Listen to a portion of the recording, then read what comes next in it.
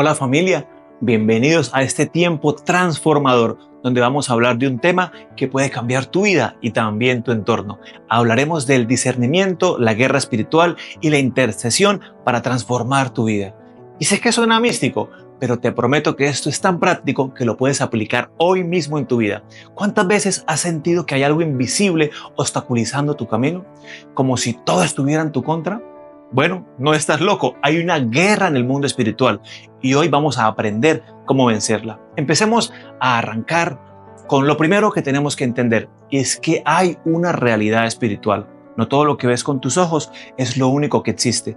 La Biblia dice en Efesios 6:12 que nuestra lucha no es contra carne y sangre, sino contra principados, potestades y huestes de maldad. Imagina que eres un jugador en un videojuego, pero hay una capa invisible donde el verdadero enemigo está moviendo las fichas y tú ni enterado.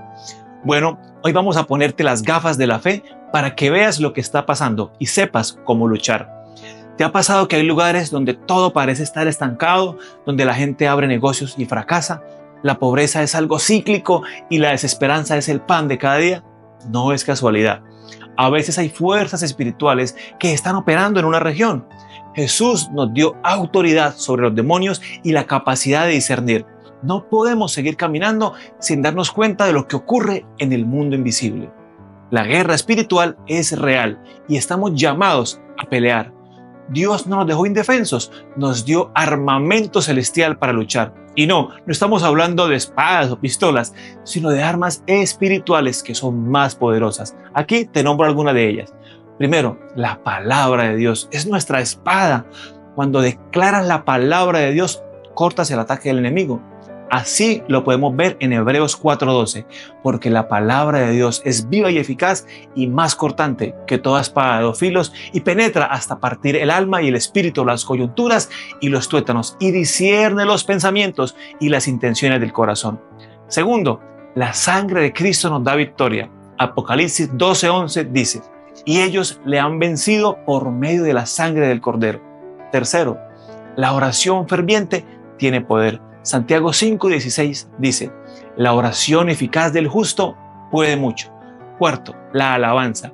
Cuando adoramos, el enemigo es derrotado. En el Salmo 149:6 el salmista expresó: que exalten a Dios con sus gargantas. Y también en el Salmo 22:3 expresó: pero tú eres santo, tú que habitas entre las alabanzas de Israel. Segunda de Crónicas también dice que cuando el pueblo de Israel comenzó a entonar cantos de alabanza, el Señor puso emboscada contra los hijos de Amón, de Moab y del monte Seir, que habían venido contra Judá y fueron derrotados. Tienes todo un arsenal, pero si no lo usas es como tener una espada en la pared y nunca desenvainarla.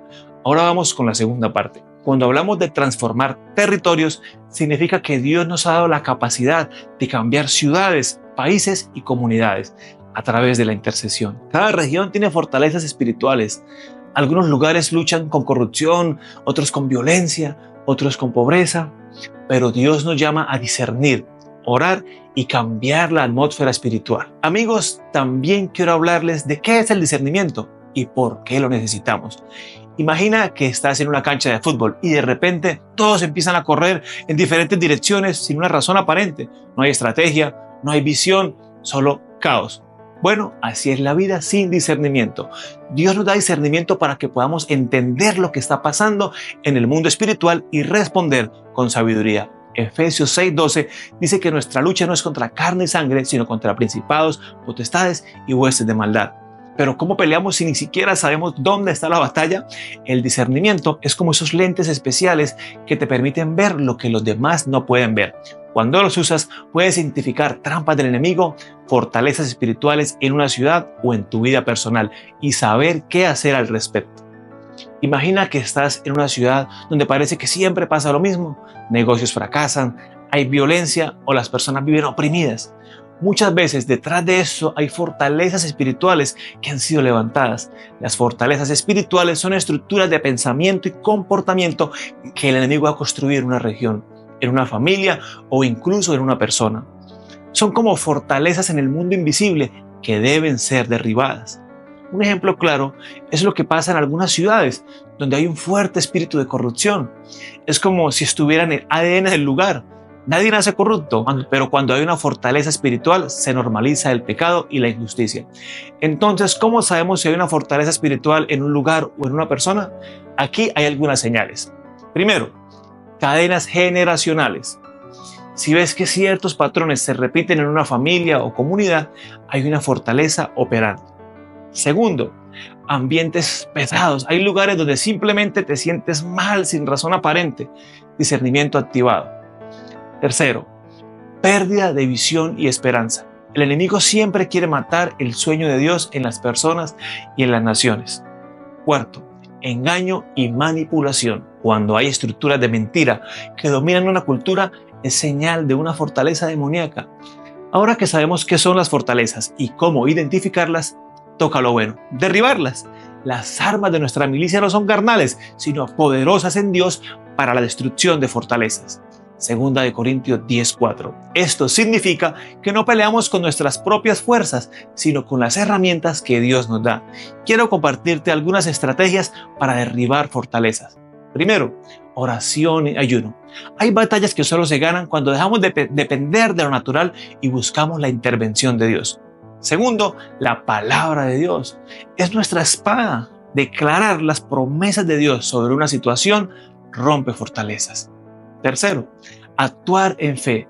No solo oramos, también tomamos acción. La Biblia dice en Mateo 13:16, bienaventurados vuestros ojos porque ven y vuestros oídos porque oyen. Dios nos ha dado la capacidad de ver en el mundo espiritual y oír su voz. Pero, ¿estamos prestando atención?